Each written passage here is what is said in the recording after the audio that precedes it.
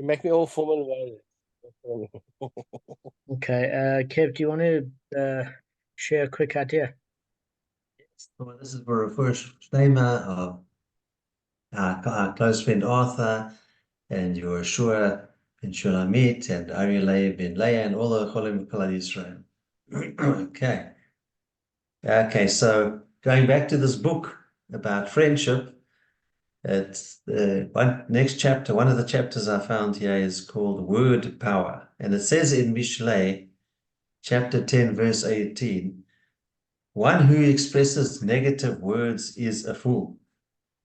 And it says, besides the obvious prohibition of speaking Lashon Hara, the Torah forbids us to make jokes at another person's expense. Teasing and other forms of verbal abuse are hurtful and sinful. And it's quite interesting that we discussed, it's in this week's Parsha, about used negative words, the word Parsha Tazria. And in Pesachim 3b, the Gemara teaches us to use clean and kind words in one's speech. Besides being sensitive to others and avoiding hurting their feelings, we are also taught to avoid reporting bad news. One should not even say the wheat crop has failed. Rather, he should say last year's wheat crop was fantastic. And it says, when you speak in a refined way, the Gemara informs us you will merit great benefits. Foolish talk is a sign of a fool, while a wise speech will help you develop into a wiser and greater person. This explains why people with better communication skills are more successful in life. Then in Kohelet, I'll do two more sources here. In Kohelet, chapter 9, verse 17, it says, the words of the wise, when spoken gently, are accepted. Then last point, people will respect you more when you speak in a gentle, thoughtful way. They will think of you as kind and intelligent and will desire your friendship. Discuss things in a positive light, using words such as pure, righteous, glorious, and remarkable, and you will add flavor and punch to your relationship. And then the last point, last source in Mishlei, chapter 26, verse 9 says, one who removes his ears from listening to Torah, his prayers will also be considered an abomination. Okay, so we are doing the opposite of that. We are opening ourselves up to listening to Torah. And so at the end of the day, you get people that only speak negatively, and they're always looking to say something negative. And unfortunately, I know some people like this. There's nothing, the glass is always half empty, and it's one can get into a pattern of just being negative about things and being blinded to the positive. So we should all strive for just trying to accentuate the positive in as much as we can. Okay, Kev, let's get started. Scott, it's true. Okay. Some of us are the opposite. We're overly optimistic. For some, God, no one knows. Okay. I have no idea. I don't suffer from that. It's just part of your makeup, I guess. Because I have no real reason to be overly optimistic. Yeah. Someone say, yeah, the Leeds were really great last year, and leave it at that. Yeah, exactly.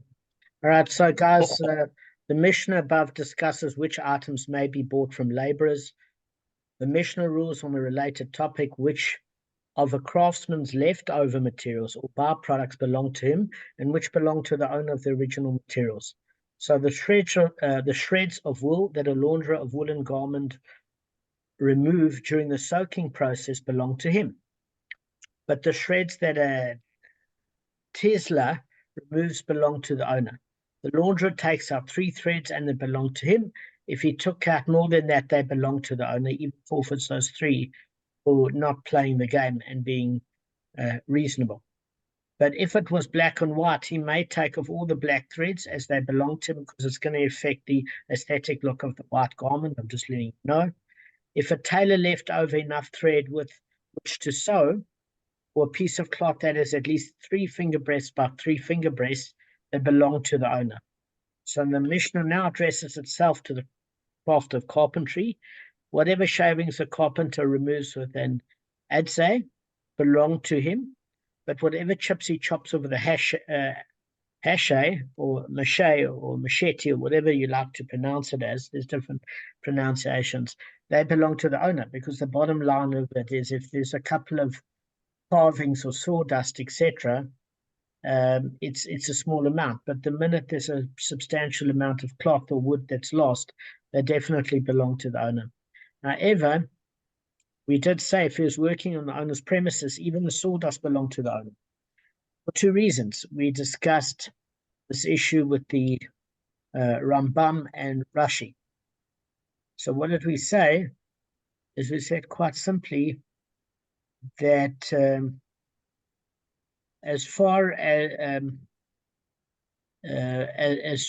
as far as Rashi was concerned, we did state that how do we put this? Is that there is a distinction between an hour or daily worker and a contractor. Doesn't matter where they perform their labor. That's the initial assessment of Rashi. Because it depends. Are you paying them a daily or hourly rate, at which case they're a normal worker bee? Or are they a contractor that are charging you for the entire cost of the project? And if they're a contractor, they're entitled to keep some of the excess materials according to the Mishnah, as long as it's not substantial. And they don't all hold by that. Rambam, Maimonides, holds that in our Mishnah's language, without any further elaboration, it's contingent upon where the work is done. Where the work is done on the owner's premises, even by a contractor, the shavings and sawdust belong to the owner, because it's really not very difficult for the owner to collect what's there. It doesn't have to be transported. There's no bother at all. So therefore, the owner's particular about keeping them for himself. According to Tosfot's Yom Tov opinion on Rashi, he doesn't mean to per se differentiate between an hourly wage earner and a contractor. He mainly says that mainly a contractor works at his own premises and factory, whereas a hourly wage earner or daily worker earns his money by working with the tools either supplied to him by the owner, who brings his own tools, but he doesn't have massive premises. It's at the owner's premises, and therefore the owner gets to keep the shavings or whatever has fallen off, because there's no aggravation in his own premises. So the Gemara cites a brisa which expands on the Mishnah's ruling. The rabbis taught in a brisa, we may buy shreds of wool from the launderer because they belong to him. In other words, we don't have to be worried that they're stolen. The launderer takes off the upper two threads of the garment and they belong to him. And he should not sew more than 3 stitches for each loop that he attaches to the garment's edge in preparation for stretching the garment. In other words, after the garment was washed, stretched out tightly on a tentering frame to dry. So guys, while it's on this frame, it would be beaten with sticks, and then it would be tasseled. In other words, it had this brush that would soften the fabric. And let me just see if I can show you a picture, because this might be a little bit helpful to explain what we're talking about. Give me 1 second. Share my screen.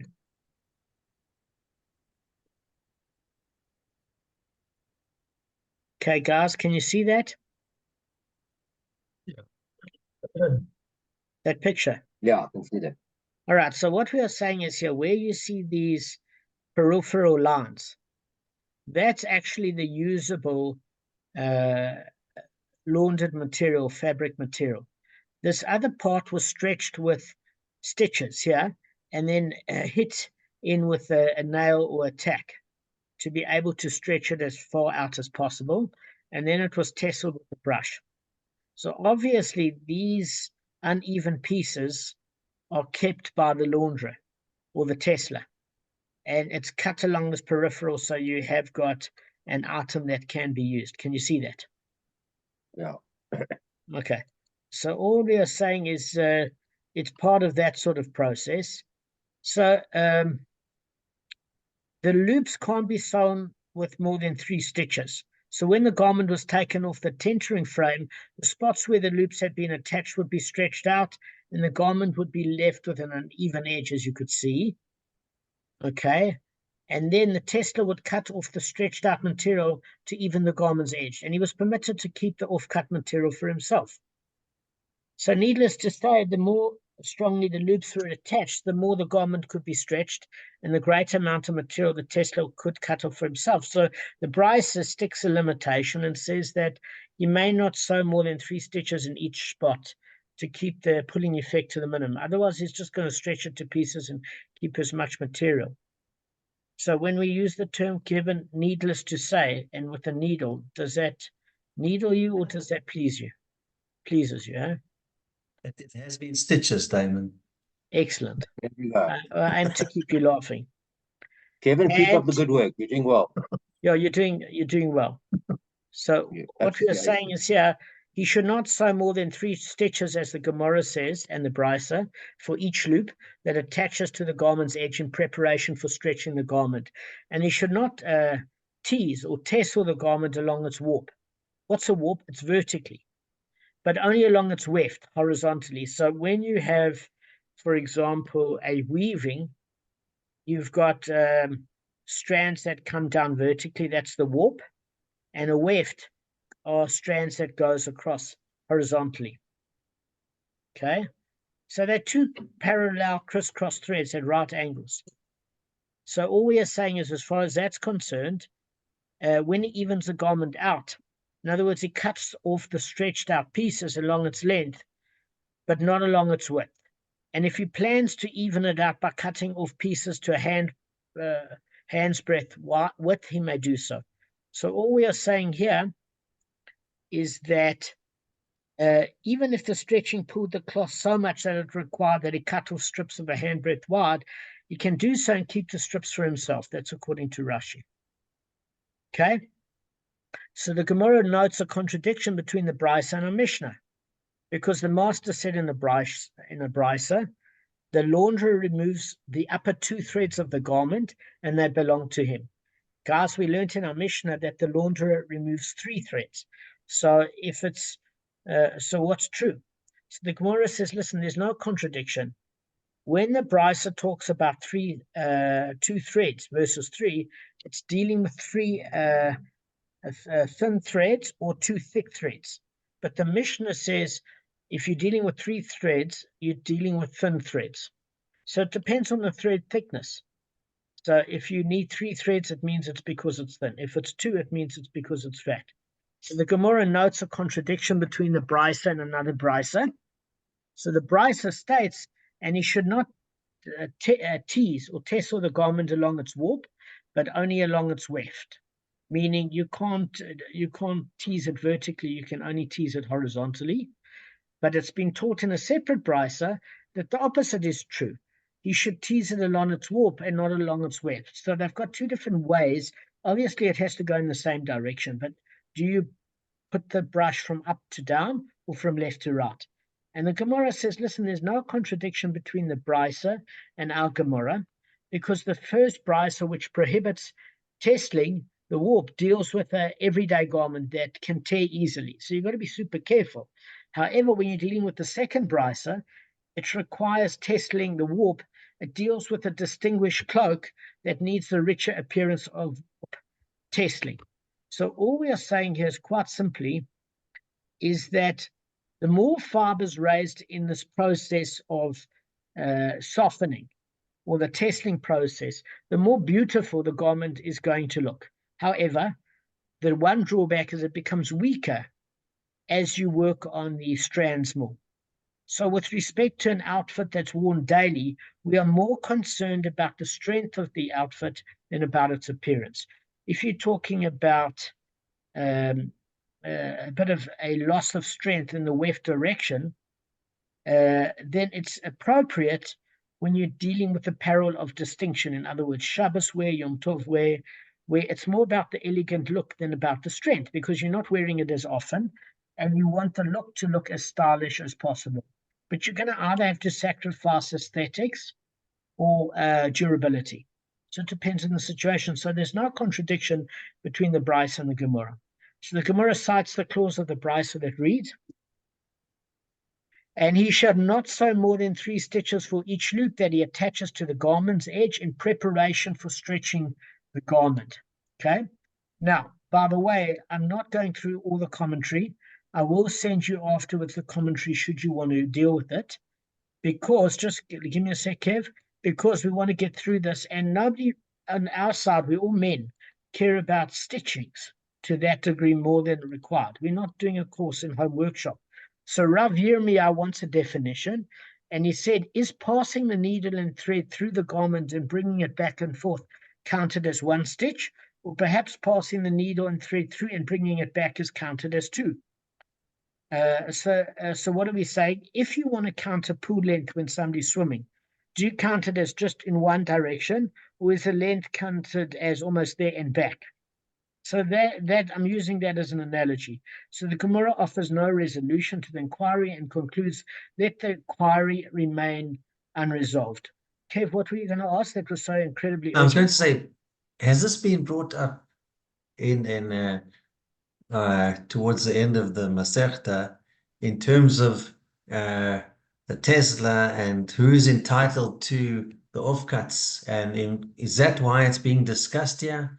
Because that to me is the only reason why it would be brought up. I mean, Exactly. Kevin's got it perfectly on the mark. So Kevin is saying, listen, let's not lose the big picture. The big picture up until now is what we are talking about is acts of theft and reasonability. And in the previous Mishnah, we were talking about, well, how do you know you can buy from somebody in the marketplace?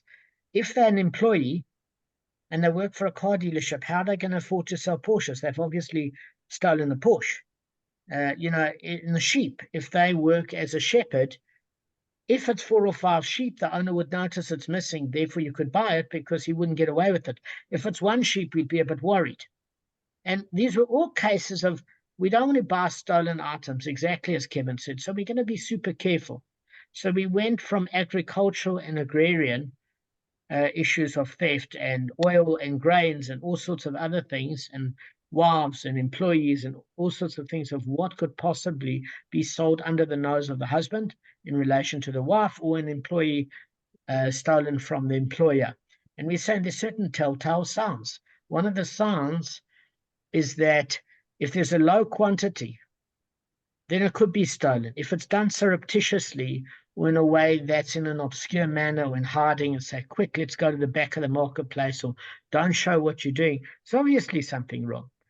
If it's a case where a lot of goods are sold in the open, you could be probably rest assured that there's no thievery taking place because of the probability of being caught. And so to here, Kevin actually brings a good point.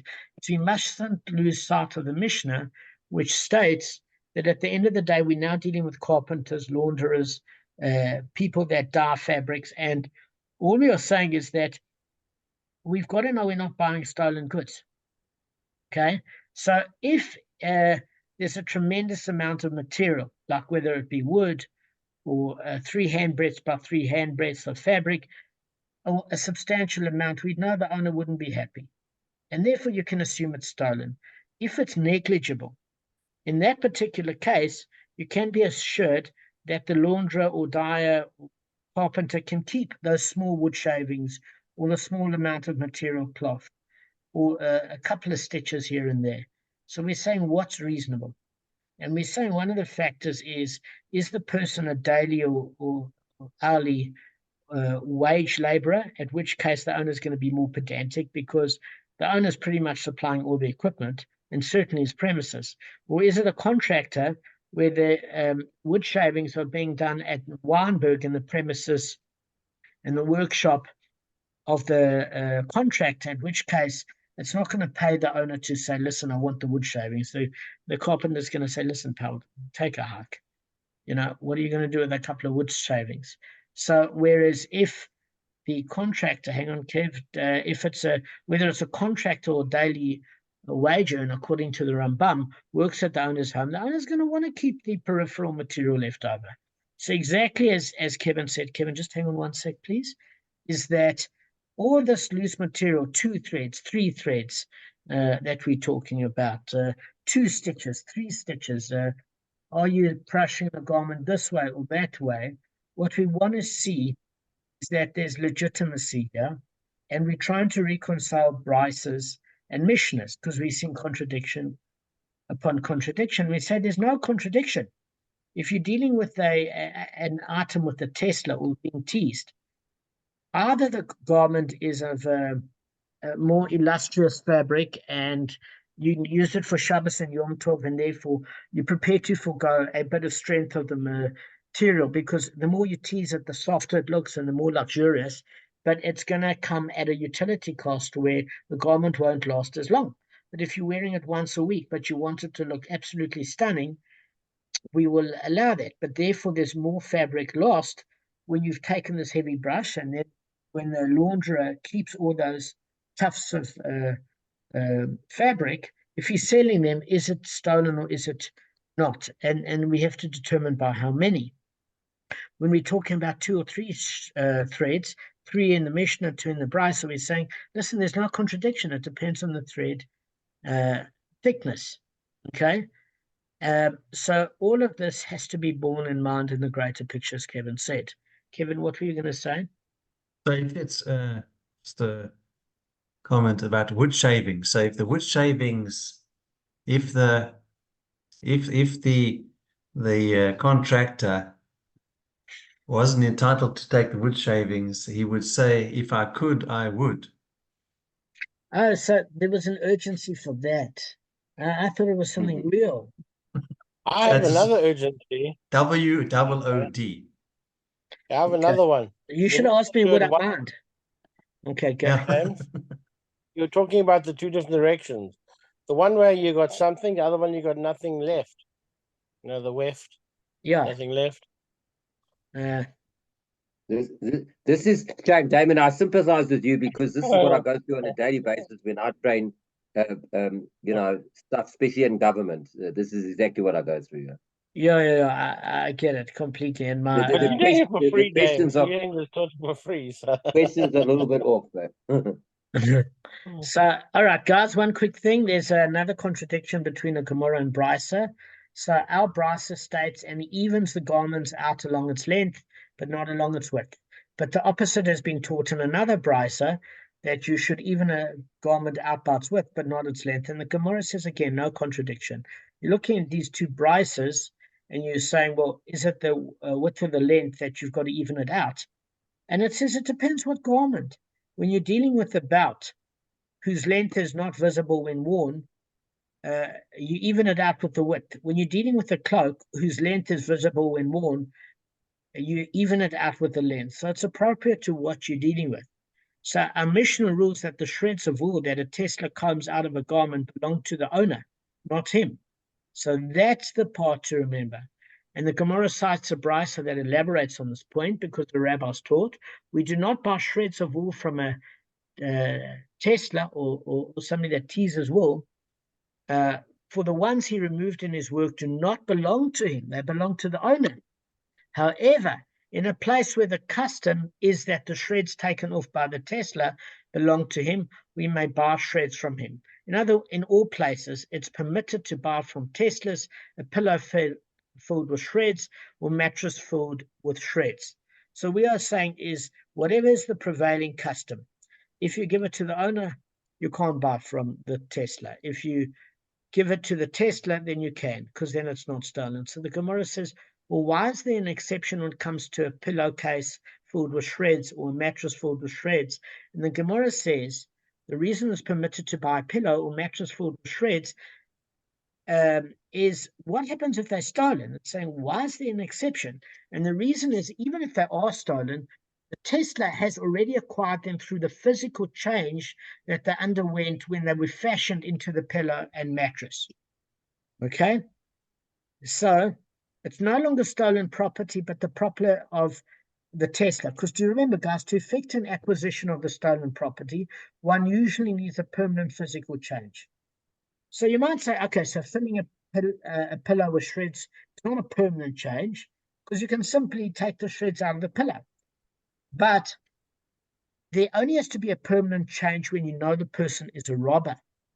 When you suspect that there could be thievery or robbery, and there is a doubt, and it could be legit, then a lesser physical change or a non-permanent physical change, temporary physical change, is sufficient to affect the acquisition. So, if there's a doubt as to whether it's stolen or not, a temporary change suffices to acquire it for Tesla. Now, if we're talking about the car, the Tesla, we all know how expensive it is. It's probably stolen. The owner wouldn't give it to him. So, Kevin, that's just for you. Unless you work for Elon Musk, he's got the money. That would be the exception in Gemara because he's got money. So, the Gemara cites a brisa that discusses what items may and may not be bought from a weaver. So, the rabbis taught in a brisa, we do not buy from a weaver neither woolen stoppers, nor heddles, nor tapestry bobbins, nor leftover spools of thread, but we may buy from them a speckled garment, weft thread or woof threads, and we may also buy spun threads or woven cloth that was made from woolen stoppers. Okay. So in terms of what these items are, let me just see. I'll send you the Gemara page. They're basically tools that's used in these particular cases by a weaver. So obviously, if you buy those particular tools, the reason why you can't keep them is because you've got to assume those tools are bought by the owner themselves, and therefore, if they're trying to sell them, it's stolen. But you can buy a speckled garment with thread or warp threads, and the reason being, they might have been spun from stolen bits of wool. There's already a case of a temporary change, and therefore, based on that, it belongs to the weaver. So the Gemara addresses the Brisa's last ruling that is permitted to buy spun threads or woven cloth that were made from woolen stoppers. They said, now that we are permitted to buy spun threads from a weaver, because the weaver acquired them through the physical change, and because we're not sure if it was stolen, it can be said that we're also permitted to buy woven cloth from him. Cloth is made from threads. So the Gemara is saying, but cloth there hasn't been any change to the cloth themselves. They were already underwent a spinning process, which it was acquired prior to weaving the cloth. That's not as if the weaver actually got involved in a physical change. So Gemara says, look, when we're referring to a woven cloth, we're referring to some sort of change where there were woolen chains that are woven from unspun wool. So all we are saying there is that the Gemara, the Bryce is teaching us two rules, guys. Spinning wool into threads constitutes a physical change, which affects the weaver's acquisition of the wool. And weaving unspun wool into chains also constitute a physical change. So it's like buying two pieces of fabric. As long as they're stitched together with maybe a thread, they're still considered having undergone some physical change, although the cloth was pre-bought. There's something to the process that's changed. Okay, let me just, we've got a few minutes left. The more we've got 7 minutes left. Guys, we are going at a heck of a good distance. Yeah, I think it's quite simple. It's not too complicated, this section. No, but I'm not adding all these pictures of bobbins and bobby and weave and everything. But what is that? Bobbins and heddles, that's what's used. It's they like instruments to. They are instruments, yeah. So they obviously the owner.